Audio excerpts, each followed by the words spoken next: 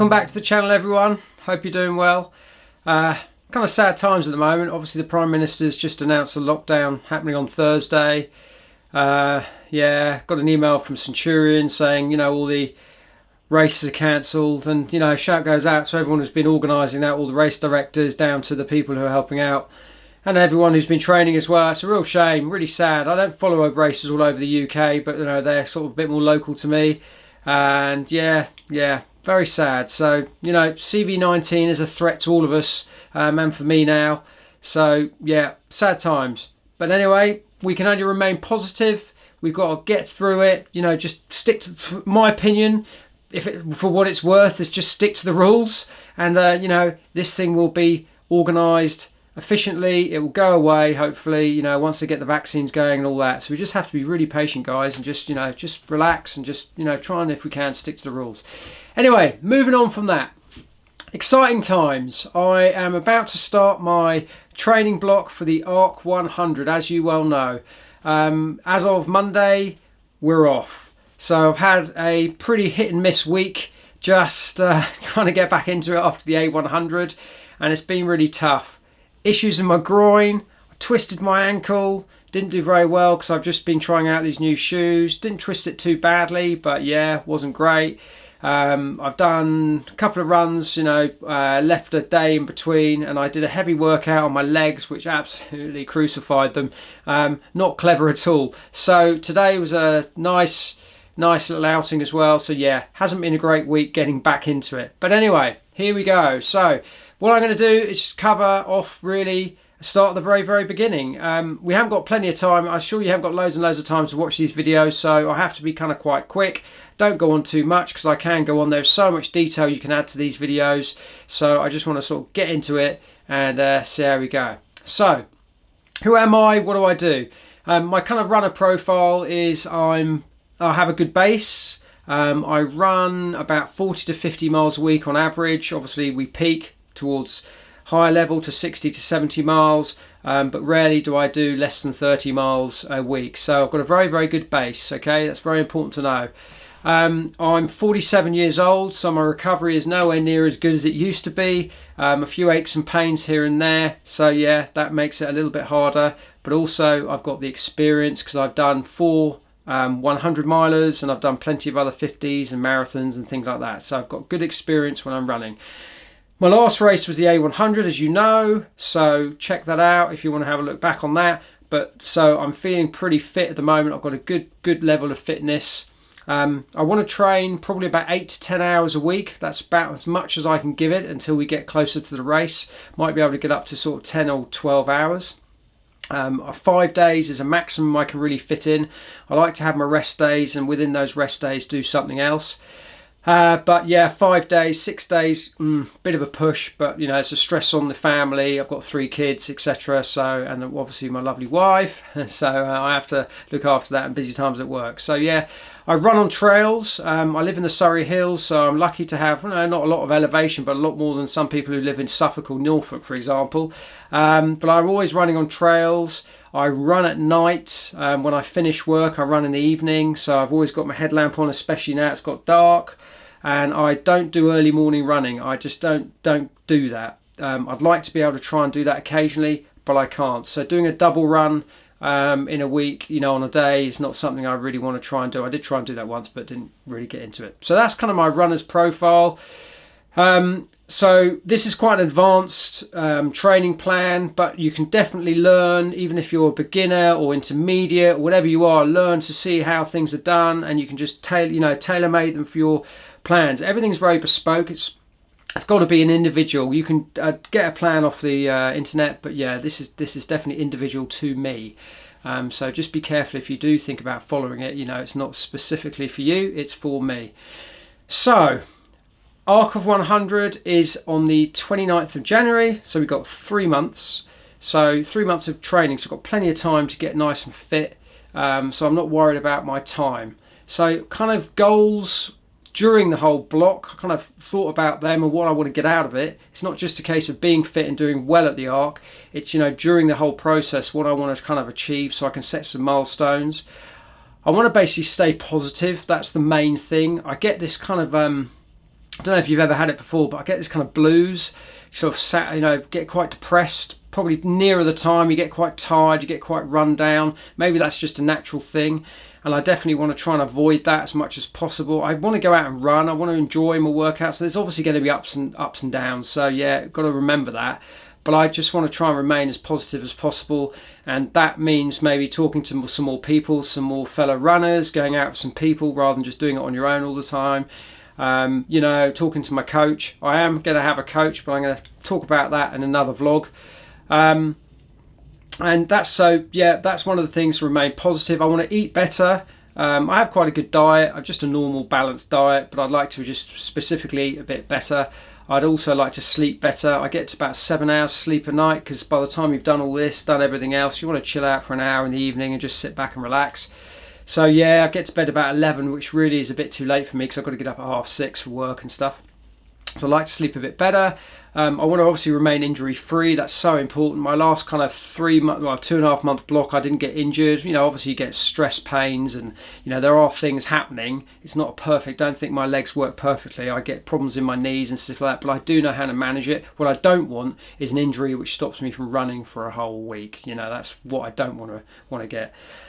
So those are kind of the goals. Oh yeah, and also obviously want to hit my goal for the race, which is sub 24 hours, which I've already said previously. But I also want to investigate this increasing lactate threshold and getting my speed up. When I'm really tired, that I'm still moving along at a quicker pace, and that's something I really suffered in the A100. I felt like I was quite slow compared to other runners. So yeah. I want to get that lactate up, so that's going to sort of develop into some of my training plans, what I'm going to try and do really. So yeah, what else? RPE and heart rate. I run on RPE, which is rate of perceived exertion, scale of 1 to 10, 10 being very, very hard, 1 being sitting down. You're usually running at about 5 is about a jog, 6 picking up, 7 to 8, 8 is threshold stuff, 9 is definitely a lactate threshold to anaerobic, VO2 stuff right at the top end, and 10 is like, you can only, 100 meter sprint, isn't it? So I do RPE stuff. Makes it a lot easier because heart rate, firstly, these kind of heart rate monitors never really work very well for me. Secondly, I'm running on trails, so like today I was out and you get a really steep hill and you get a spike of heart rate up to 150, 160 even, and I'm not pushing it up a hill, but that's the way it is. So I can't really keep to a low heart rate where I'm running, but that's fine. So kind of that's me. That's everything kind of in a nutshell, of what I want to do. So moving on to kind of the training plan and how I kind of look at it. What I don't do is look at the whole 3 months and write that all down. I just don't. I never have done at work or anything like that. I like to plan in sections and then build, just focus on those, because just looking way ahead to 3 months away, I'm just thinking, oh my god, that's a long old way. I've got to go through Christmas, we've got the CV19 stuff, then you've got the race. It's just too much. So I like to break it down into small sections. So we're going to look at the first 3 weeks. I spoke to my coach about this and he set me a nice 3-week plan, which we've talked about. I'm going to discuss that a bit on Monday, so I can update you on that, but I don't look at the whole 12 weeks. So during that week, I then look at my week, what I've got to do in the week, and I've got my Monday, has at the moment would be doing Pilates, because that's when I can do my when I can go and do the whole whatever the course, whatever I do. So that's my Pilates session. So I won't do a recovery run on the Monday. So I'm going to be looking at recovery run on the Tuesday. Bearing in mind Pilates is going to get cancelled, I think, as of next week anyway. So I'll probably do my recovery run on the Monday, and then Tuesday do some sort of recovery, as in either a bit of strength or mobility or something like that, but some sort of training of some sort. And then Wednesday will be workout Wednesday, yay! And then Thursday will be workout as well, so back-to-back workouts. And what's really interesting about that is I never really thought about why you do 2 workouts after each other, because you would have thought you'd do the Wednesday, recover on the Thursday, and then do another workout on the Friday. But it's actually really obvious. If you go down the gym and push some weights and you push it really hard, you don't hurt, your muscles aren't really that sore the next day. The muscle soreness really kicks in maybe the 3rd day. So what your body is doing is it hasn't quite got that soreness going yet, so you're not completely suffering. And so it's best to get it all in at once. And that's why you put 2 workouts back to back on the Wednesday and the Thursday, which makes great sense really, doesn't it? So I only just thought about that. Then Friday, rest, so I do some mobility and strength, and that's one of my goals as well, which I didn't mention, is I do want to focus more on my strength and mobility. It reduces injury risk massively. It's really helped me, so I want to focus on that. So I'm going to have 2 days really of where I can look at that. And then Saturdays and Sundays, I'll be doing back-to-back runs. Saturday, probably shorter, and then Sunday I'll be doing my long run. Oh, hang on a minute, let's just see, there's something on this, let me just wipe that. I'm out on my long run. It's beautiful. The weather has got really good. The sun's out. It's just come out, so I thought I'd get the camera out. It's been pouring with rain. It's about 15, 16 degrees. You know, I'm boiling. So this is lovely. I'm out on my long run anyway. So it's a 2-hour run. And the main reason I'm doing my long runs, we all go out and do our long runs, hopefully once a week. Sometimes you put a midweek one in, depending on sort of what level you are at. And you know, we're trying to build our endurance up, our aerobic capacity. Long runs help with a number of things. They kind of reduce the injury risk for a start, so you're getting more time on your feet. You're definitely building up your confidence, you know, especially as you're coming up to a long race. You feel like you've, you know, achieved something, you know, and you can last out there for a while. Also mentally, I mean, I love it, just coming out for a run, breaks, great meditation for me, chilling out, having a good go through the old thought processes.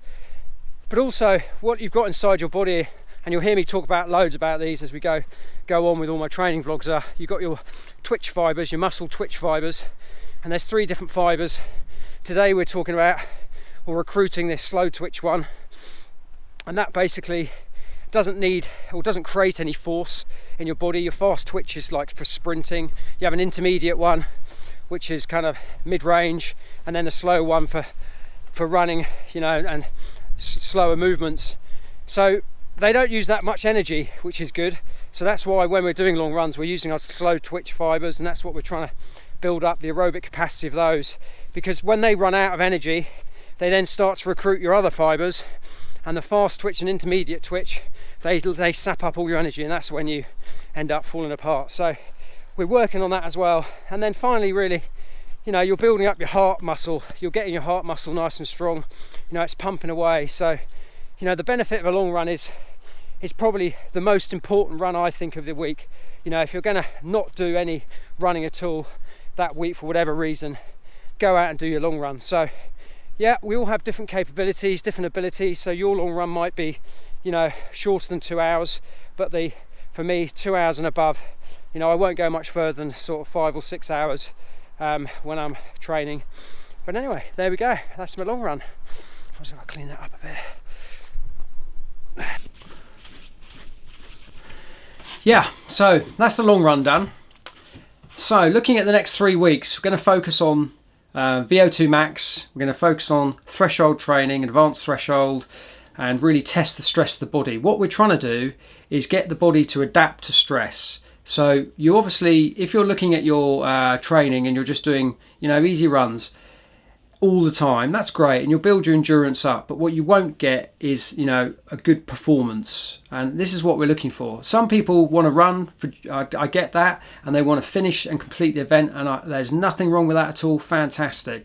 But if you're looking for sort of trying to get a bit of performance out of that race, you know, trying to hit a good PR, or maybe even a place if you're really elite, I mean, geez, you know, you could be out there, you know, really thrashing it out there. So you're really looking performance. I am looking for some good performance in my racing. I don't do many races, but I like to perform well.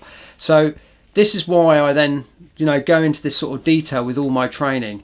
And what we're trying to do is get my VO2 up and all my lactate threshold, because you want to get that body used to that stress, but also get it so it can deal with the stress. So it's moving the oxygen around to all the muscles quickly, it's getting hold of that lactate, turning it into energy, and also chucking it out the body, and that you don't then bonk, you don't then collapse, you don't then have really problems with cramp or anything like that. So you're getting your peak up and then coming down again. So you're stressing and then coming down again. So that is really, really important. That's what we're going to be trying doing for the next 3 weeks. I mean, go into lactate and all this sort of stuff, and it is really interesting to understand, but that's what we're trying to do: stress the body and then de-stress the body, and that therefore will get further and further up the graph. Yeah, so next week, and I'm going to put some notes as we speak, because I've got my phone here so we can have a look through, because otherwise I won't remember everything. So the plan for next week, as I said, is Monday we're going to do Pilates and no running on Monday. That's going to be my day off. And then Tuesday we're going to do an easy run, and I'm going to put strides at the end. Again, easy run's going to be for an hour, 5 RPE, nice and easy, relax, and then probably put in sort of 5 strides at the end, just to start running fast up to, I wouldn't say going to sprints, I'm going to take it easy because my legs are feeling pretty sore. But yeah, quick sprints up to about 15 seconds, and then do that about 5 times.